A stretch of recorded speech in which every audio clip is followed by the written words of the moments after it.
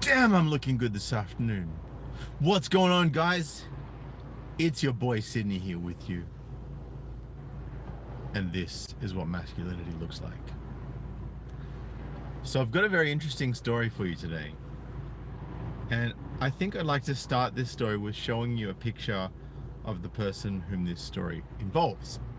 Now, the title of this article is Goldfields Woman Fined $4,000 after falsely accusing taxi driver of sexual assault. Okay? Now, what I'm going to do before anything, and if you've already seen the thumbnail, then this is no surprise to you, but this is a photo of the woman in question. This photo without her face pixelated is the one who has made the false allegation. Let that sink in. All right? This one here. Make no mistake. You might be asking, is that a woman or is that a man? I don't know, and it's not my place to comment or speculate. What it is my place to do, though, is to read you this article and to let you know what you have to look out for.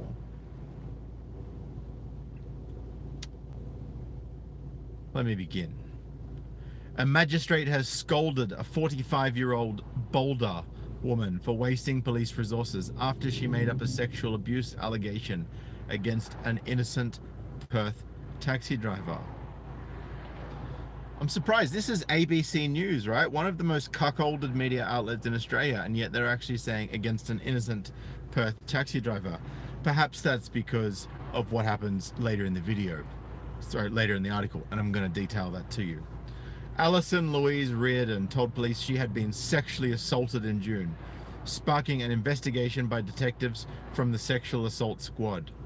But Reardon, who was attending a work conference in Perth at the time, has now been fined $4,000, is that all, in the Kalgoorlie Magistrates Court after pleading guilty to creating a false belief. Wow, at least she's taking accountability for the fact she lied through her teeth about someone sexually assaulting her. All right, not that it was any surprise to anyone who's seen a photo of her that he didn't do it. The court heard Reardon became upset after she claimed the driver took the long way to her destination during her 12-minute taxi ride. Well, maybe she's just upset that her pizza's at home getting cold. She allegedly tried to break the driver's identification card before she eventually called 000 with the recording tabled as evidence. In the call, Reardon was telling the operator about the dispute and was asked if there was anything life-threatening occurring. "Well, he sexually assaulted me," she replied. Reardon claimed the driver had placed his hands down her pants on top of her underwear. But detectives reviewed closed-circuit television footage and found the assault never took place. Quote unquote, "The CCTV footage shows the driver did not assault the woman as she described," Police Prosecutor Senior Constable Thomas Banyard told the court. Reardon's lawyer, Carmel McKenzie, told the court her client suffered from, quote unquote, "a number of mental issues." Of course she did. Of course she suffered from a number of mental health issues. Of course, because that's the only way to get out of it and not be held accountable. And had been taking antidepressant medication for the past 10 years. Ms. McKenzie said her client's medication had been changed, and she had also been placed on blood pressure medication for other health issues.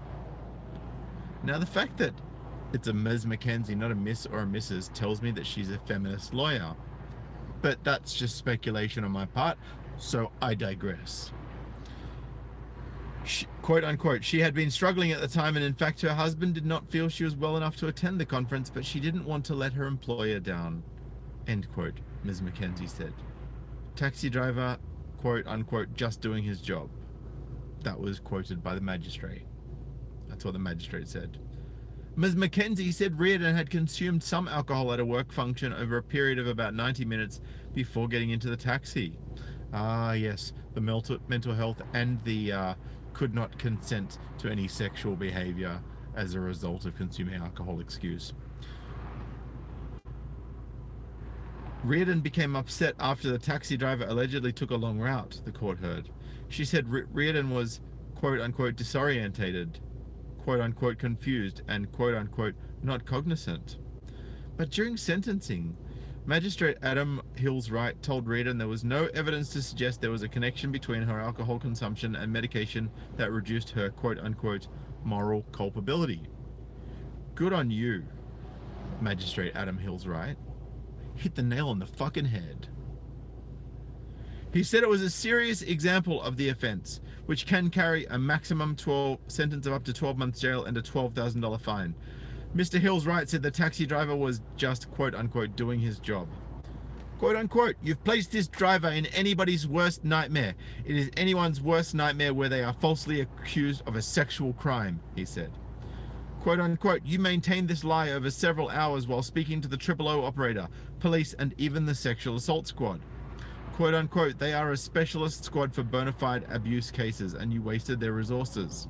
Reardon will also be required to pay $480.34 in reparations for police overtime and $198 in court costs. Wow, that seems pretty cheap, if I'm being honest. Now, I'd just like to refer back to a particular part that I read here before. So, Reardon's lawyer, Ms. Carmel McKenzie, said the client suffered from a number of mental health issues and had been taking antidepressant medication. Also, she'd been drinking, right? She said Reardon was disorientated, confused, and not cognizant. Well, the judge disagrees and thinks that there is no connection between her alcohol consumption and medication that reduced her moral culpability. So,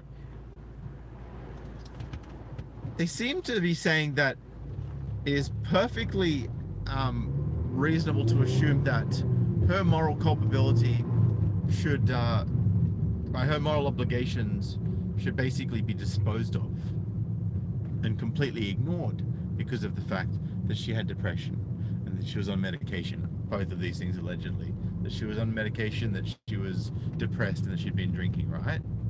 So these seem to be the reasons that are used time and time again to get women off being held accountable for things that they should be held accountable for. Very interesting.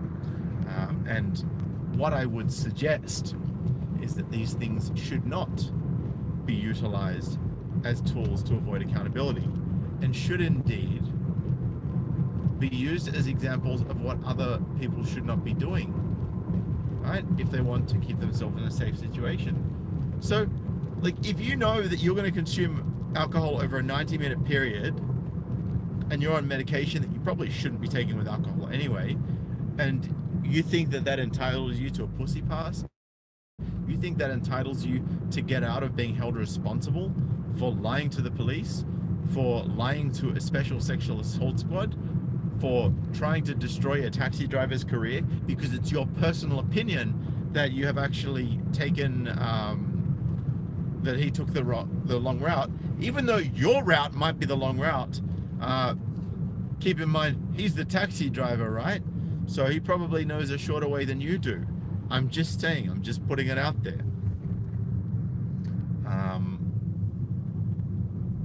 But yeah, complete lack of accountability. Complete and utter lack of accountability, for sure. You know, personally, I reckon any allegations that are found to be false, that are of a heinous sexual nature, in any way, shape, or form, should be instant jail time. You watch how quick these women stop making up false allegations when there's mandatory jail time. You watch how quickly it happens. Right? They'll dry up like that, and you'll only have genuine claims. Right? But what happens when there's no accountability for false claims? Oh, that's right. There's no jail time. There's no penalty. There's no accountability. There's no responsibility. There's no punishment. There's nothing that in any way negatively impacts person who's made the false claims. And I think that is absolutely absurd, if I'm being completely honest. Right? And on top of that, like, this chick saying she was sexually assaulted, she is a wildebeest and a land whale. And if anyone's listening and thinks that I'm being a misogynist, right, because I'm talking about women like objects, okay? Think about the comments from women. If there was a big, obese, super ugly looking dude that was claiming he was sexually assaulted by a female Uber driver, right? Guys and girls alike would be saying that's ridiculous, as if the woman is gonna go and as if the woman's gonna go and, you know, assaulting something like that. But they're not even gonna refer to him as a person. They're gonna call him something. They're gonna go, look at that fat thing, right? But it's not okay for me to do it, apparently. Why can I as a man not call out the truth? Not call out the bullshit? And not say, this is how it is. Right, that's some real talk. Right? Facts are fucking facts. Right? The woman in that picture is not attractive to anyone who has a fetish for ugly, fat land whales. Right? And if that same person was a dude and looked the same or similar, then it'd be exactly the same situation in a gender reverse scenario. No different. Right? You wouldn't have any women turning around saying, oh no, he's actually kind of hot, so like I'm not surprised that she assaulted him. No, that's not going to happen. You're not going to hear that coming out of any woman's mouth. Even a woman who looks like that, right, is not going to come out saying that he's attractive, because it's just not how it works. Right? I don't know, maybe there's someone who has sexually assaulted someone that looks like that. Right? And I'm very, very sorry if any of you are unattractive and have been sexually assaulted at some point. Right? I do apologize to you, right, for any offense that I may have caused. But I have to call out the obvious truth in this situation. Right? I mean, this woman is clearly well into her 30s or 40s. She knows better. She knows way better. There is no excuse for it under any circumstances. Right? As if any taxi driver, knowing he's on CCTV, is going to risk ruining his reputation and his career. Right? Risk losing his source of income to cop a feel of something like that thing in the photo. Right? Nitchson just said she's a tranny, right? Not my place to comment on that. The article says she's a woman, right? I don't want to get involved in gender politics. I have seen some pretty manly looking chicks in my time that are not transgender. I've seen some pretty feminine looking women that I can't even tell are a dude. All right. And thank you guys for joining in. I appreciate you all. Good to see you, Jason, Sparados, Ralph, Harry, and all of the other crew that's just jumped in, Nitchson and Latvia.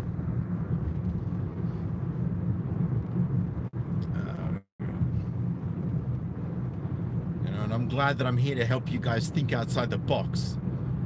Right? Both literally and metaphorically, right?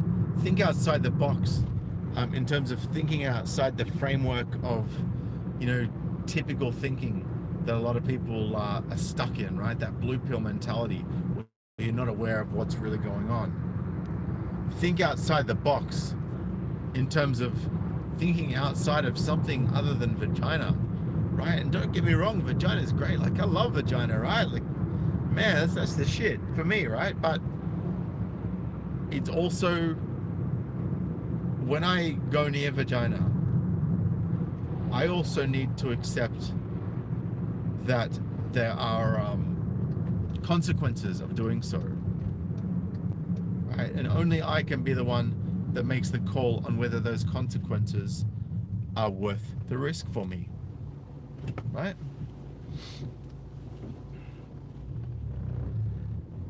So it's going to be interesting. Critical Joe. Yeah, man, I'm always driving. If it's to or from work, I'm all over the place. You know, tonight I'm actually driving out to do a freelance after-hours job on a wireless camera system that needs to be sorted out before the people that run the business head away on Thursday afternoon. All right.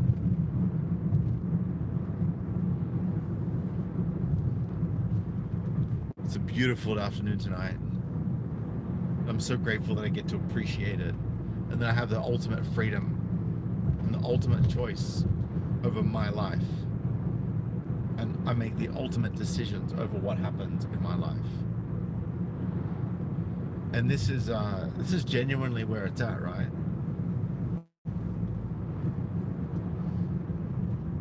I'm very surprised that the ABC actually reported on the fact that a woman was lying about being sexually assaulted, because the ABC doesn't tend to like to paint women as liars or hold them accountable for anything.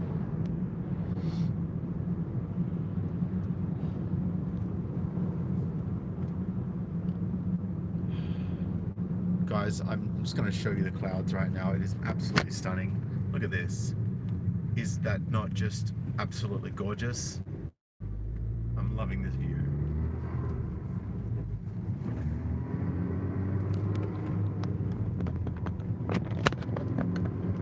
Yeah.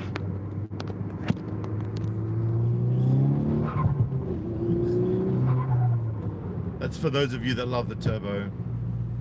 Oh damn, this orange is on fire tonight. Right, just like my truths that I'm bringing to you on fire. Anyway, guys, look, you know, at the end of the day, it's just a short one tonight. You know, and I've noticed that just recently I've had a big uptake in the amount of my videos that are getting views. Now, I do not have a monetized channel, guys. So if you do want to help out with $1 a month or $12 a year, or even $1 a month for a month or two, feel free to head on over to patreon.com/CityMigTown. I'd really appreciate it. If you don't want to, that's cool. Go keep viewing. If you're one of the 50% of my viewers that are not already a subscriber, hit the subscribe button below. Hit the bell button to the right of it so you get the daily notifications of my live streams. And make sure that you head on over to twitter.com/CityMigTown, instagram.com/CityMigTown if you do use either of those platforms. I do fairly regularly share on there. And lastly, please share any videos on your social media by private message, right? Ask your friends to jump onto these videos that you like, that you think they'll be able to relate to. It doesn't give me any revenue at all. That's not what I'm doing it for.